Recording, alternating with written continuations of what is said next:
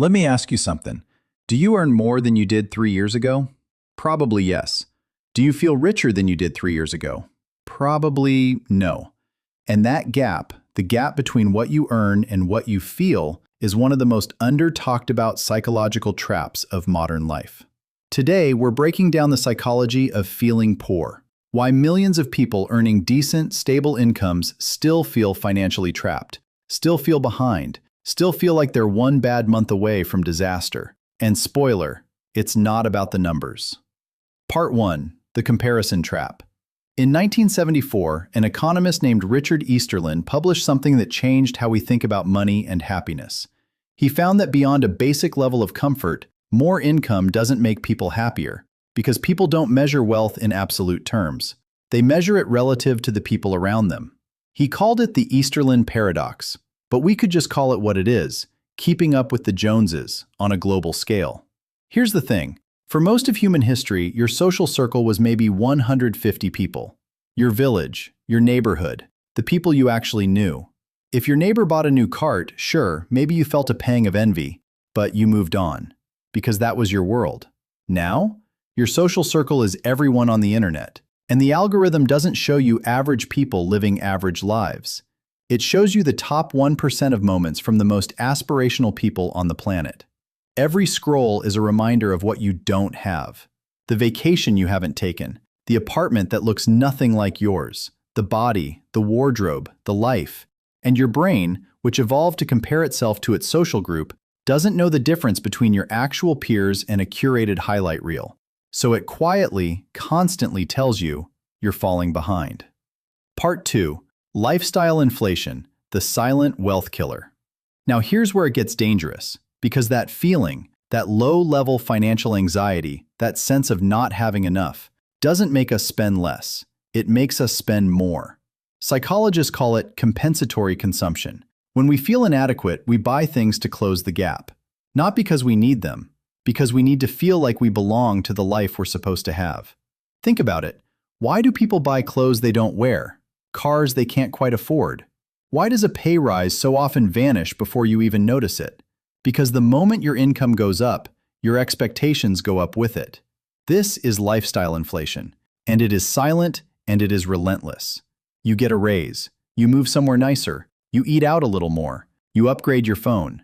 Each decision seems reasonable in isolation, but together, the gap between what you earn and what you spend barely moves. Sometimes it gets worse. The treadmill speeds up, and you run faster, and you never actually get anywhere. Part 3. The Anxiety Loop. So what does this do to us psychologically? It creates a loop. You feel behind. You spend to feel normal. You see your balance. You feel anxious. You scroll to distract yourself from the anxiety. You see more things you don't have. You feel more behind. Round and round. And the worst part is, this anxiety doesn't care about your actual financial situation. Studies have shown that people earning 6 figures experience this just as acutely as people earning half that. Sometimes more because the expectations are higher and the peer group is more affluent. Financial anxiety is not a poor person's problem. It's a comparison problem. And in 2025, comparison is packaged, delivered, and algorithmically optimized straight into your pocket every single day. Part 4. The Identity Tax. There's one more layer here that most people don't talk about. Our spending isn't just about comfort or desire, it's about identity. The brands you wear, the restaurants you go to, the car you drive, the neighborhood you live in. These are signals. To other people, yes, but more importantly, to yourself. We use money to construct and maintain who we believe we are, or who we're trying to become. And so when the pressure of comparison culture tells you that you're not enough, that your life doesn't look right, that you're behind, it doesn't just make you want more stuff. It makes you question who you are. That's when financial stress becomes something deeper. It becomes an identity crisis. And you cannot budget your way out of an identity crisis. Part 5. What actually helps? So what do we do? First, understand the game you're playing. The social media platforms you use are engineered to make you feel inadequate. That's not an accident. Inadequacy drives engagement. Inadequacy drives spending. Knowing this doesn't make you immune, but it creates a tiny bit of distance between the feeling and the reaction. Second, redefine your reference group. Stop measuring your life against strangers on the internet. Start measuring it against your own past self. Where were you 3 years ago?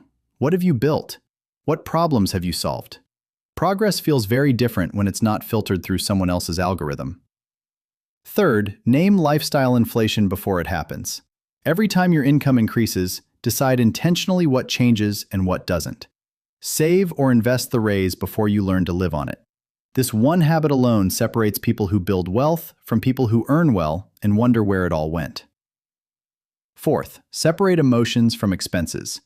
When you feel the urge to buy something that isn't planned, ask, am I solving a practical problem or a feeling?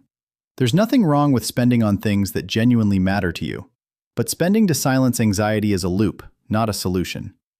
And finally, accept that enough is a choice, not a number. There will always be someone with more. There will always be a better car, a bigger flat, a more impressive holiday. The goalpost never stops moving unless you plant it yourself. The psychology of feeling poor has almost nothing to do with poverty. It has everything to do with the story you're telling yourself about where you stand. Change the story, change the feeling. And maybe, just maybe, start spending less time on Instagram.